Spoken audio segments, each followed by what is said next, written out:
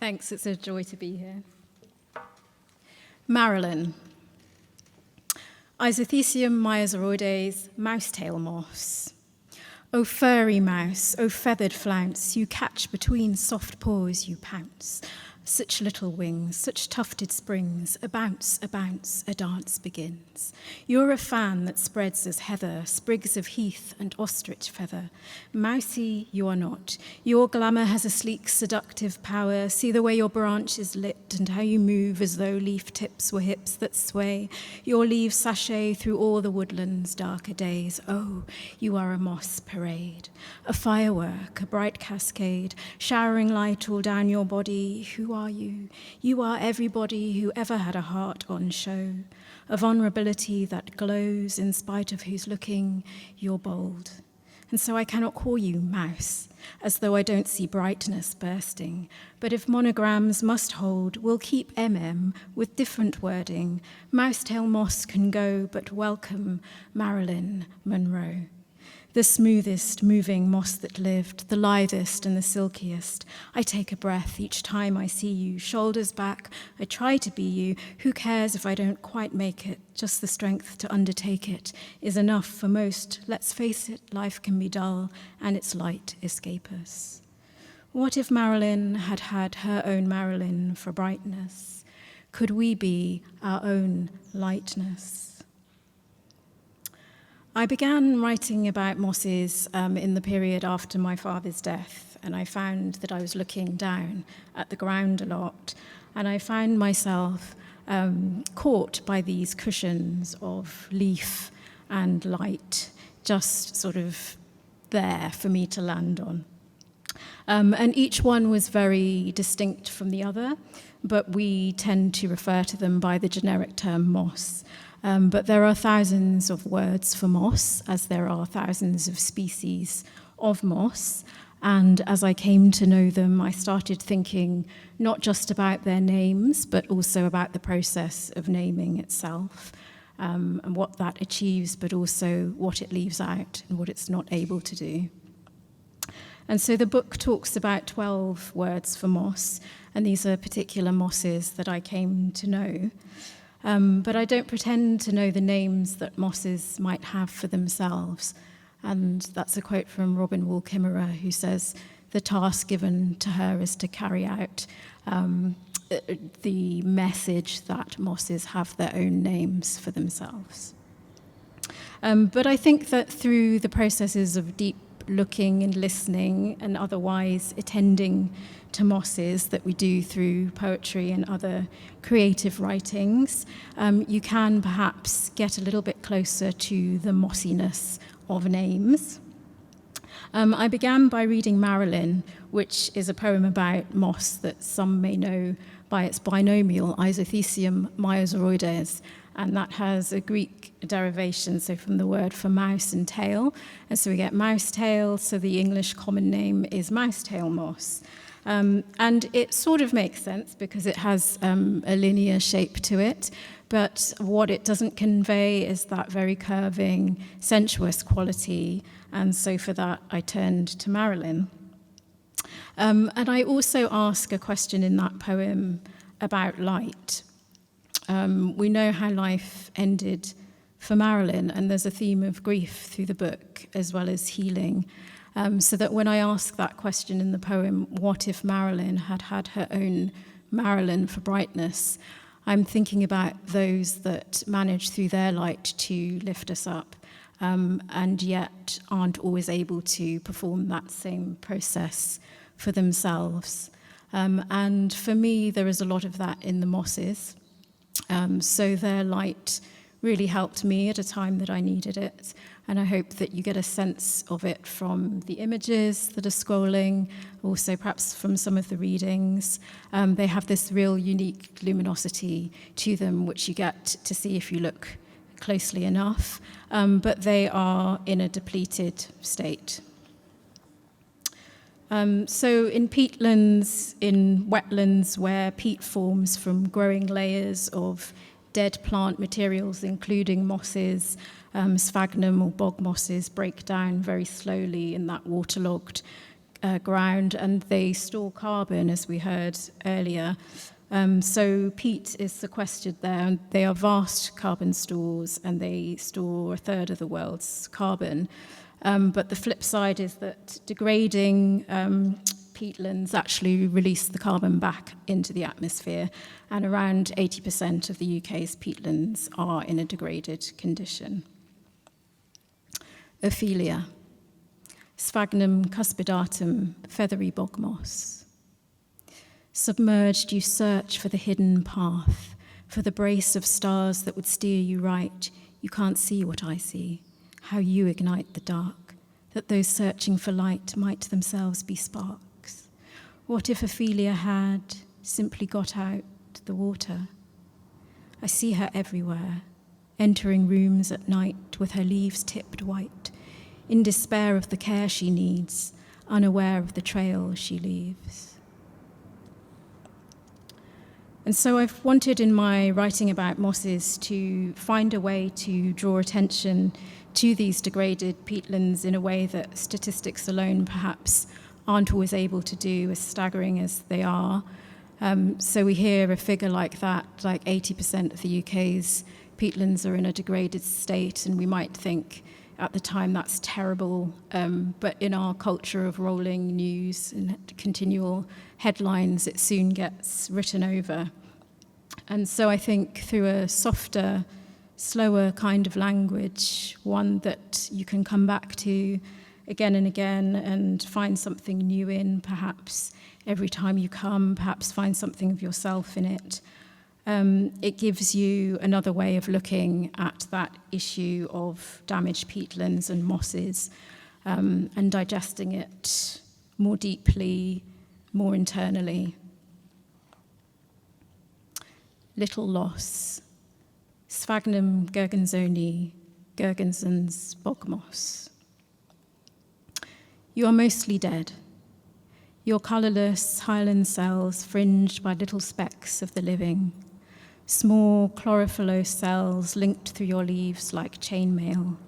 Death bordered by life, death bordered by life, repeating relentlessly through the body. And we do hold dead things inside us, things we have lost, people, objects, dreams that never crossed into life or saw enough light get carried in us everywhere we go. But your dead hyaline cells retain the water your pores let in and out. They enable you to access your environment. They are not redundant.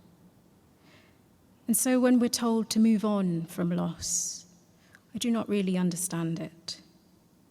If we carry our losses in us, they can be spaces that link us to the places we are in. They can be conduits for things that flow to move through us, thought, warmth, laughter, song. We cannot stagnate where death is an opening. And something that poem touches on that I find fascinating is the structure of sphagnum moss. So it has these empty, dead cells around which the living cells are. So when you view them through a microscope, they look like chainmail. And something I wanted to do with the book was also to give an impression of moss through the reading process itself. And so the way I did this was to have every last sentence of every chapter be the first sentence of the next chapter, to give this kind of hand-in-glove linked chainmail structure through the book. And I also did it sonically so that the last line of every section within a chapter rhymes with the next line that comes after it. And that's not something that's flagged up or told to you in the book. It's just something that kind of simmers under the surface to give the book its own kind of internal chiming. And that brings me on to my last main point about moss that I would love for you to take away with you, which is its musicality. And just as you appreciate more about moss the closer that you look at it, so whether through a hand lens or through a slide and a microscope, the same is true sonically. So if you listen to it closely, then you get to appreciate more, I think, too. And part of my writing process was to listen to the way that the elements move through the mosses, so water, rain, hail. And I spoke about that in the book. So there was also some songs that developed called The Moss House. It's an EP of songs sort of inspired by the movements of water through the mosses. I tread softly from moss mound to mound, finding the same plants whose heat I had touched a year ago, whose warmth had lit me as I had let grief go. Now I am not touching, but listening, bending my ear right down and waiting. My human ears, untuned to moss, cannot hear anything at first. It takes time to cleanse the palate of the air from human concerns to filter through to moss. After several minutes crouched awkwardly in the cold, I begin to hear the air make its way through the plants. The longer I stay, the louder it becomes. In time, it feels astonishing that I hadn't heard it before. At the foot of the valley, I lie against an oak clothed in marylin. There are very little sounds of leaf tips and eyelids, stretches of stem, small rustles and shuffles of muscle. There are huge sounds of wide winds born of high seas not used to stopping. They hurl into the mosses with the force of those not used to opposition. But it is no use being angry at a moss. They only know soft. You can storm, you can seethe. They will warm, they will ease. If touched, they will warm. If blushed, they will form a circuit of light in the bark, to lead you with leaves in shimmering wreaths, small halos that burn in the dark. In the rush of the ground letting go all that's buried inside of that's loam, there are altars of light where the old mosses glow. And so I hope that I've given in this talk a sense of the light and the music of the mosses and why it serves us to pay attention to them, why they need us to. And I'll leave you with a reading now towards the end of the book. In a rhythm that is bound to the moss, I feel my way without sinking. A sphagnum partly dead, yet still drinking in sun.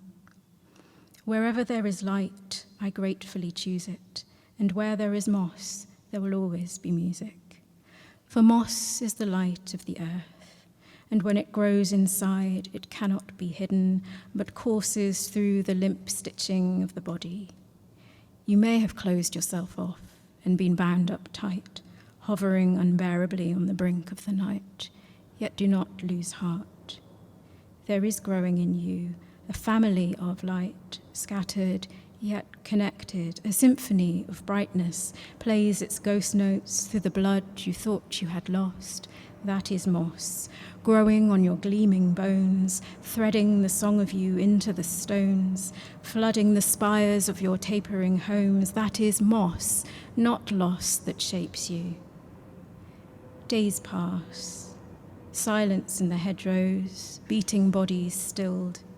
In the grass, blankets of broken branch, orbs of leaf, sun flashes over bark, grass, heart, reminds us of the parts that we have filled, then stumbles in the bushes, stutters of feathers, claws on wing, sound moves fast over dew, and into the clumps of the mosses the sun slips, into their cups and lathers their leaves, and it is the song thrush first, that repeated refrain, blowing a whistle again and again, breaking our reverie with its bravery.